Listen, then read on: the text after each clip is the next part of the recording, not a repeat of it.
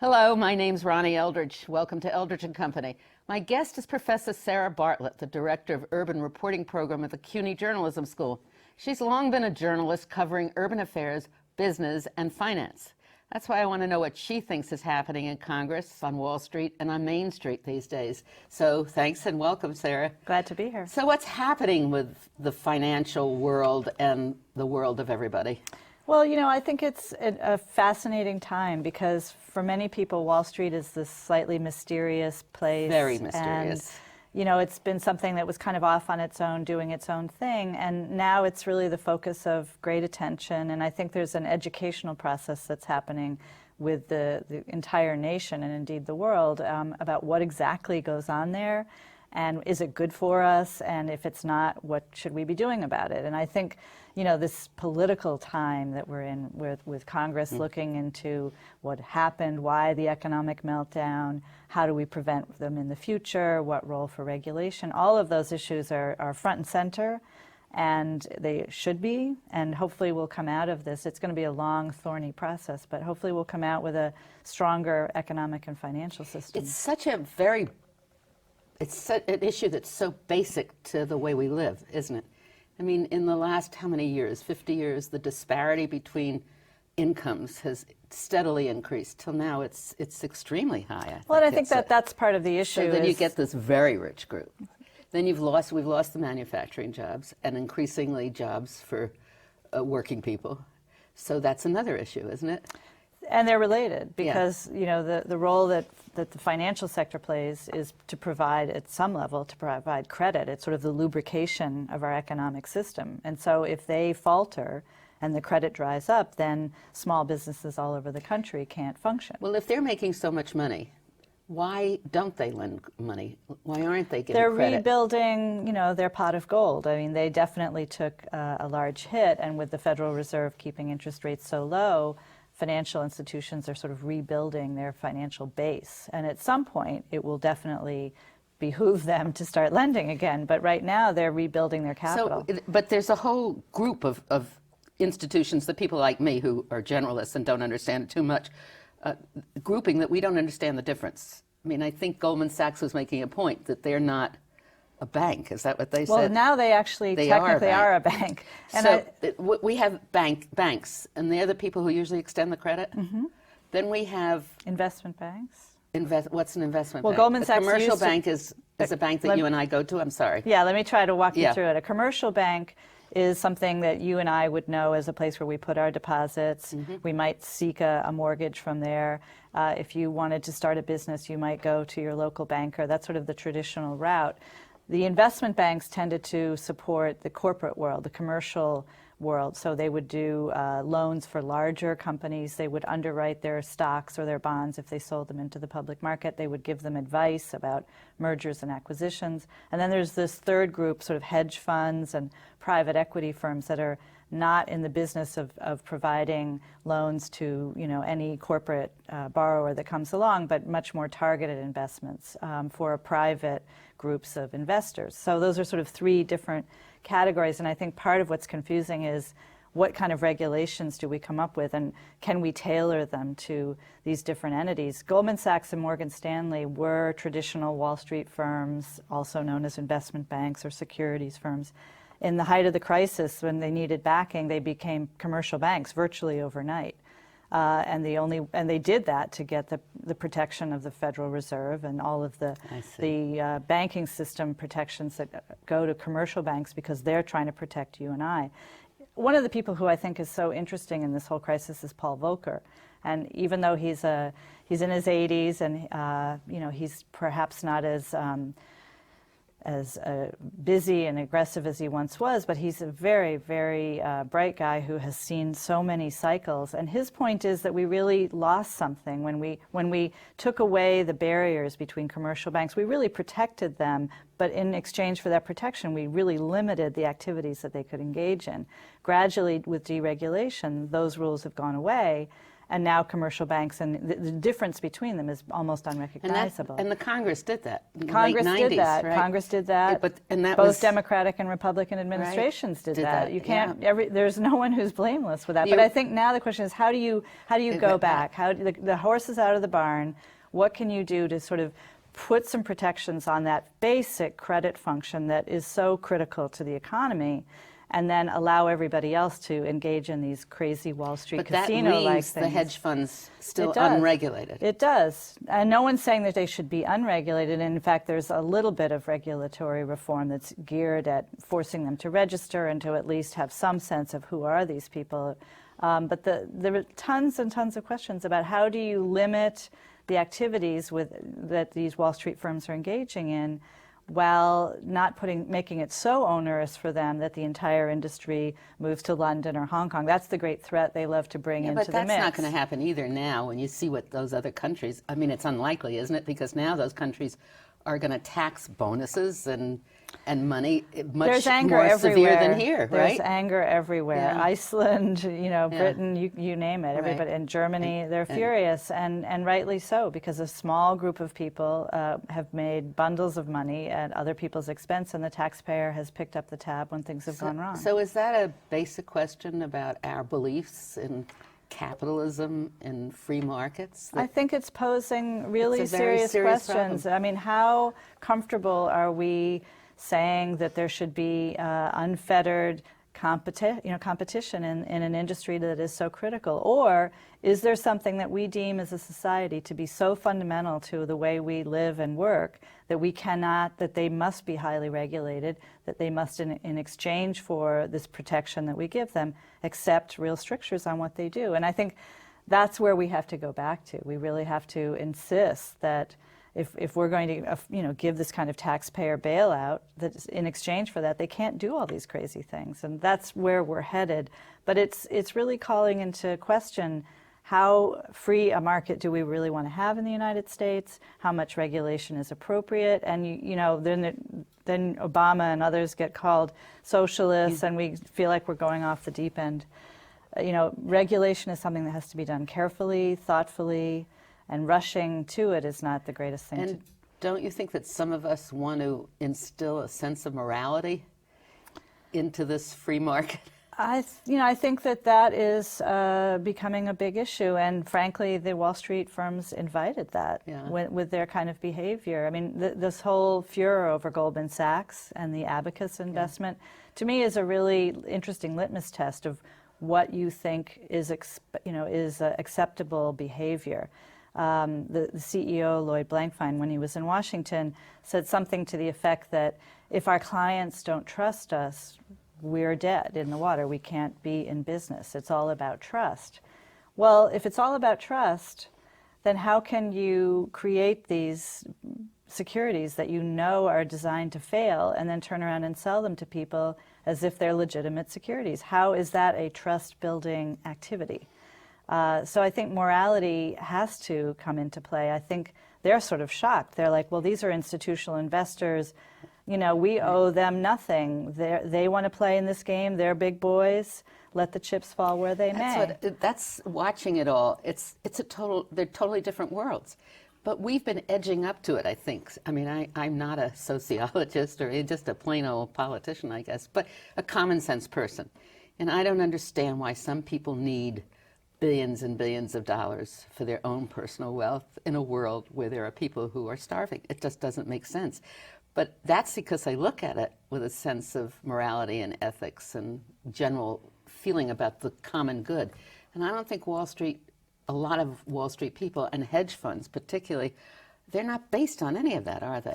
I think the boundaries of what was acceptable have really changed over the last few generations. And the United States, the further we've gotten from World War II and all the sort of personal sacrifice that I think was considered an honorable thing, has really eroded, and it's become much more about material wealth and limitless material wealth. We live in a culture that really celebrates the maximum salary, whether it's a baseball player or a Hollywood entertainer or a Wall Street mogul. And it also then affects people who don't have that much money when they bought a house they couldn't afford, or you run up all the bills on credit cards. We're all in this game. Right. Where was their morality? Why didn't they have the common sense, as you say, to say, well, gee, I'm only making $40,000. Maybe I shouldn't be taking this loan for $750,000 because, gosh, I'll never be able to repay it. But everyone sort of got sucked into this, well, my neighbor's doing it. Why shouldn't I try to get on the same bandwagon? And I think, a lot of what you see in European countries and in Asian countries is a very different culture where there has been a broader sense of shared responsibility. I'm not idealizing those countries, but I do think that culturally we've really lost our way. And I don't see a lot happening on that front. I think occasionally the president will address those issues. But where is that going to come from? It's, we've a very politicized environment.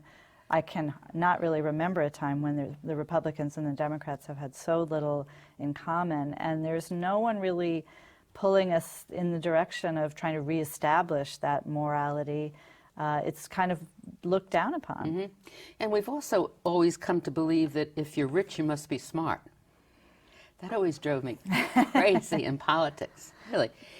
And we'll just look at New York City. We have Mayor Bloomberg. So the other thing that is so wrong, I think, is when you take $1 a year.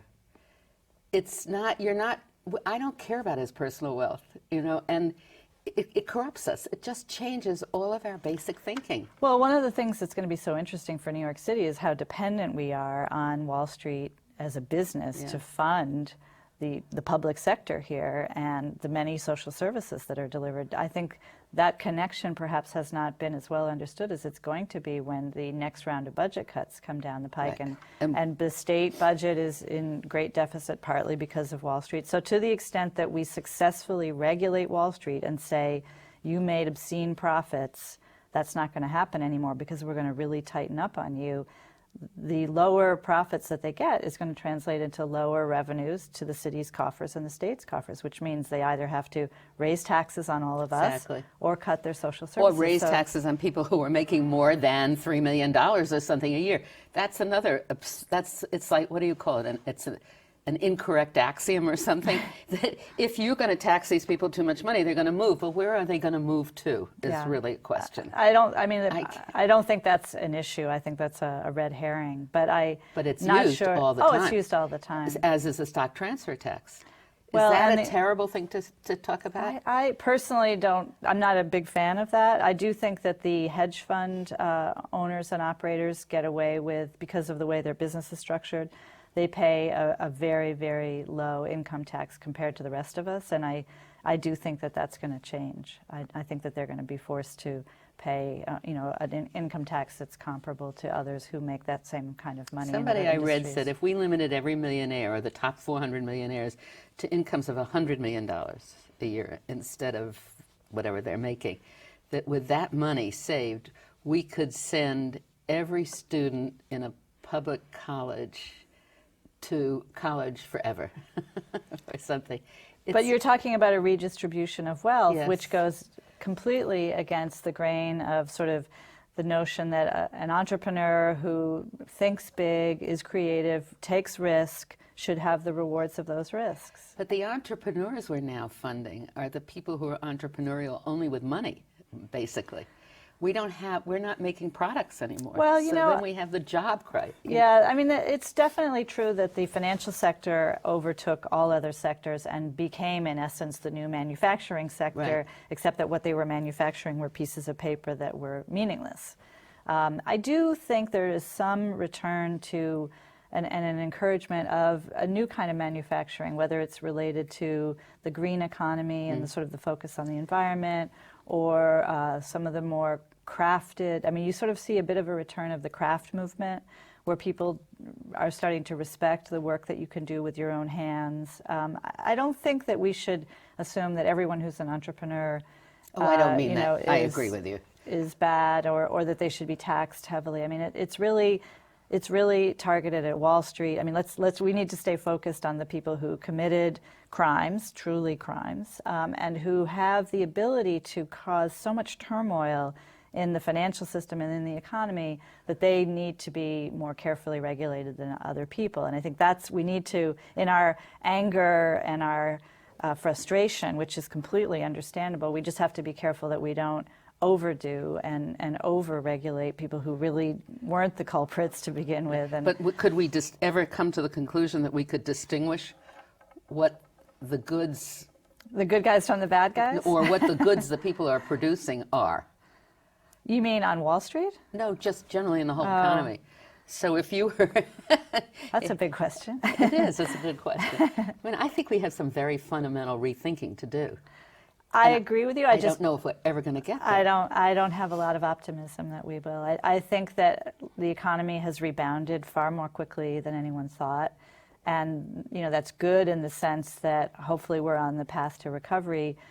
We have to really shift our focus now from Wall Street to the gigantic U.S. government budget deficit and trade deficit that are causing huge problems internationally. And we're going to have to rein in our spending and start to pay off some of that debt, because otherwise we're just digging ourselves deeper and deeper into a hole. So I think that we have to culturally become much less consumption-oriented, much more investment-oriented. We have to look at the problems with the environment as a challenge that we need to rise to and focus on. And I think there isn't yet the political will to do that. In fact, the more that we recover, they go, oh, well, things weren't that bad after all. Gee, we dodged that bullet, and let's all get back to work. And I think we're missing an opportunity to do what you're suggesting, which is to really take a deep, profound look at, well, what have we become? What kind of society is this that's so inequitable, where we have the kind of poverty that we have in this country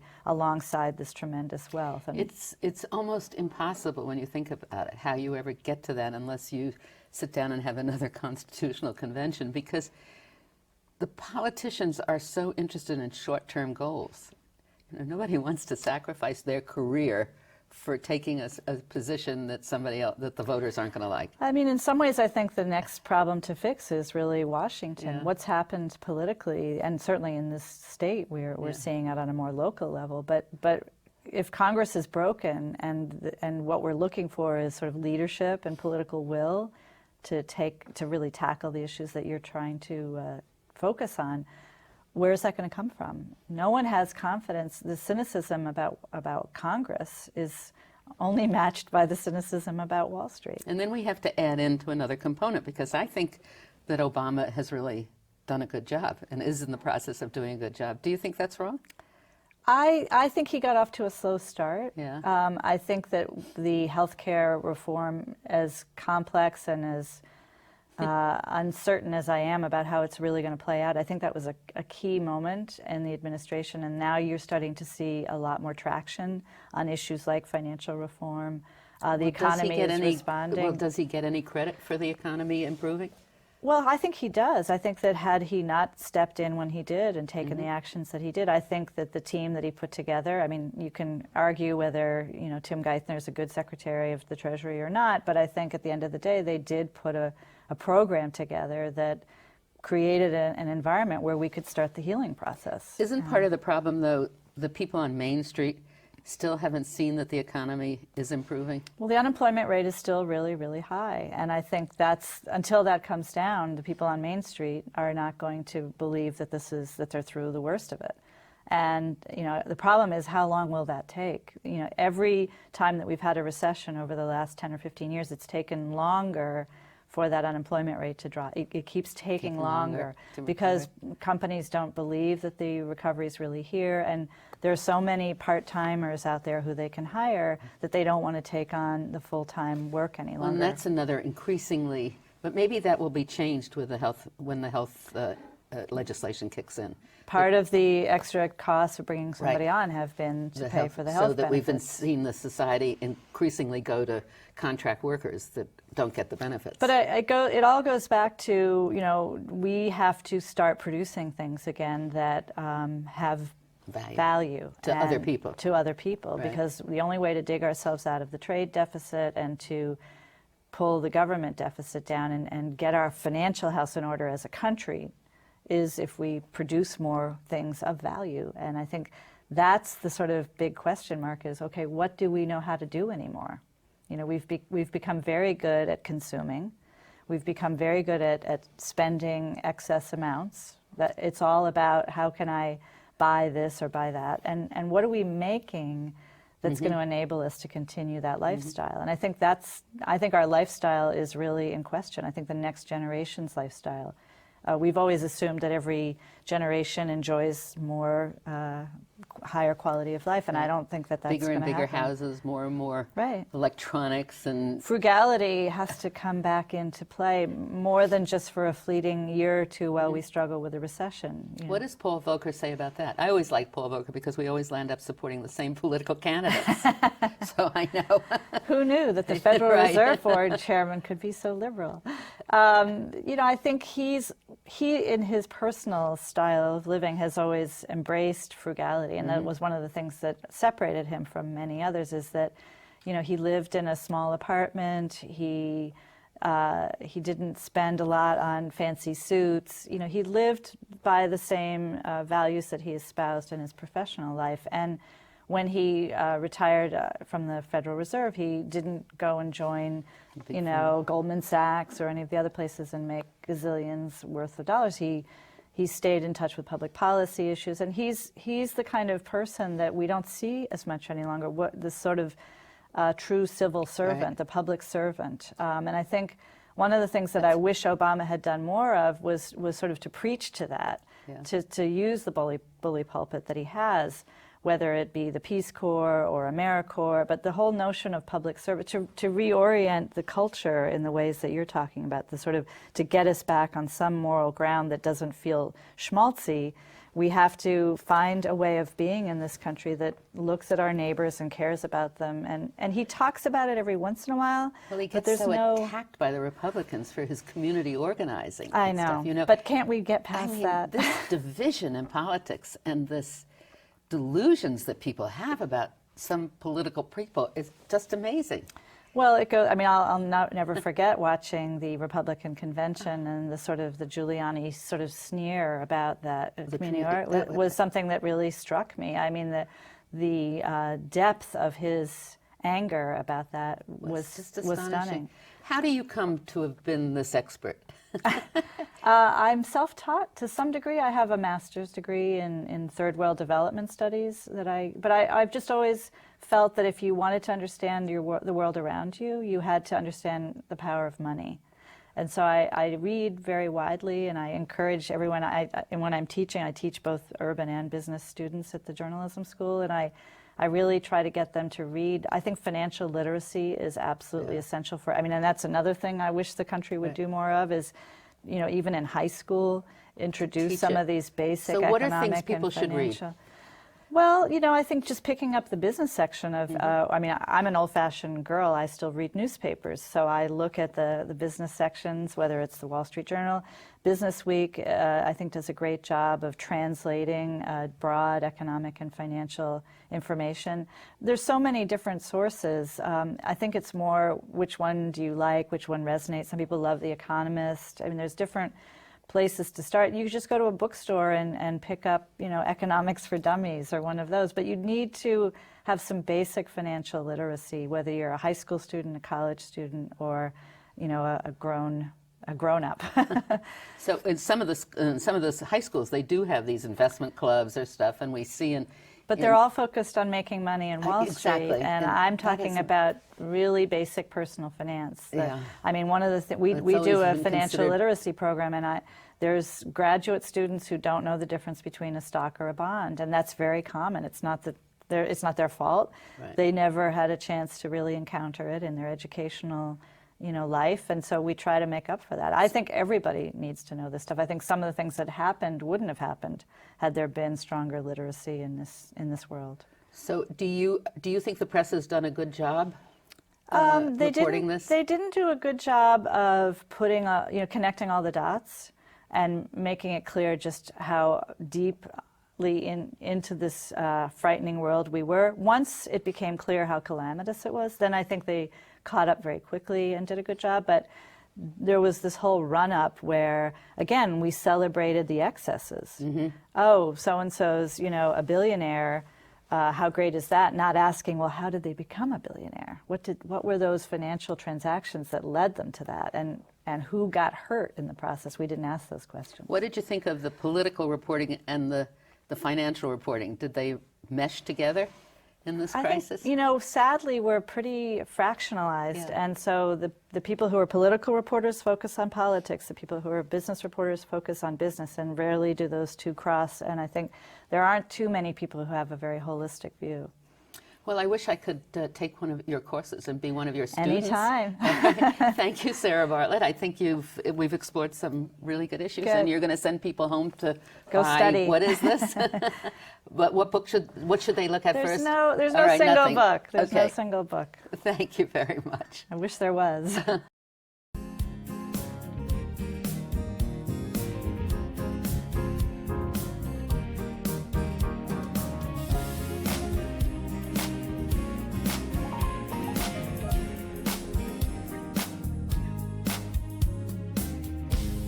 Is there any people you'd like to hear and topics you'd like us to explore? Please let me know.